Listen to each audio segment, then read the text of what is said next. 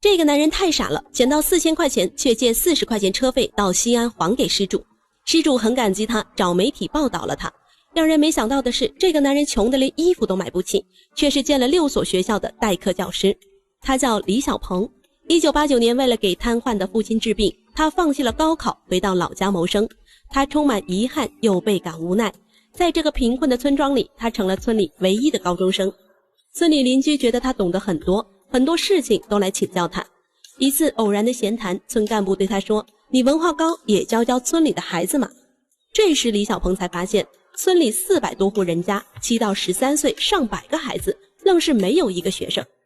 於是他抱着試試看的想法，向村委會要了3間閒置倉庫當教室，自己當老師。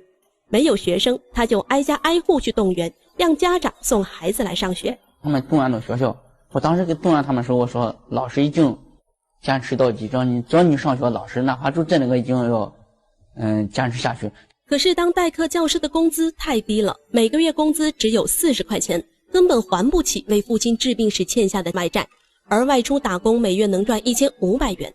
剛開始李小鵬幾乎動搖，想放棄當代課教師，一邊是生活，一邊是承諾，最終他選擇全部扛下來。此後他就改變了自己的打工方式，周一到周五在學校教書，周末到西安給人家打短工還債。村裡人發現一到周末李小鵬就消失了，而在下苦力的工人中卻多了一道身影，工友們都叫他苦力老李。有一次星期天打工回去之後，人家回到学校剛睡了2個小時，到第二天又給學生上課的時候，我上課的時候給學生寫字的時候還瞌睡了，在黑板上手挖着就不知道寫字，站着就睡着了，站着睡着，給學生正講課的時候寫字的時候就睡着了。說那一看老師不動他，就讓我有病了他。看見老師，我才了解他睡着了。1997年，3間倉庫成了危房。為了給學生建新的校舍，李小鵬開始頻繁前往西安找相關部門尋求資助。雖然常常無功而返，但他並不放棄。在村裡到西安的崎嶇山路上，常常能看見他孤獨身影。在他不懈的努力下，最終李小鵬拿到了市教育局4萬多元的資助。回到村中，他立馬動員村民開始動工。3個月後，新的學校就建成了。上學的孩子也越來越多。然而隨着學生增多，公辦老師陸續派入，只是代課老師的李小鵬卻被派去了更破的學校。就這樣，李小鵬堅持了23年，在此期間他陸陸續續建了6所學校。2006年，李小鵬在往學校的路上撿了一個錢包，裡面有4000塊錢還有證件。他在原地等了3個多小時，沒見失主回來尋。無奈之下，他向鄰居借了40塊錢車費，照着證件上的地址到西安尋找失主還錢。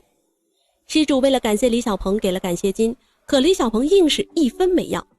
之後失主找媒體報道了這個故事，李小鵬的事跡才得以推到人前。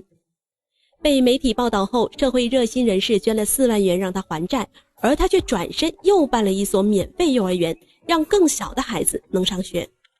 可當自己女兒想吃冰棍時，他翻遍口袋卻只能掏出1塊錢。當時我念着都流下來，這男人說實話太丟人了。我當時把那1塊錢給我心裡說實話也難受，你知道嗎？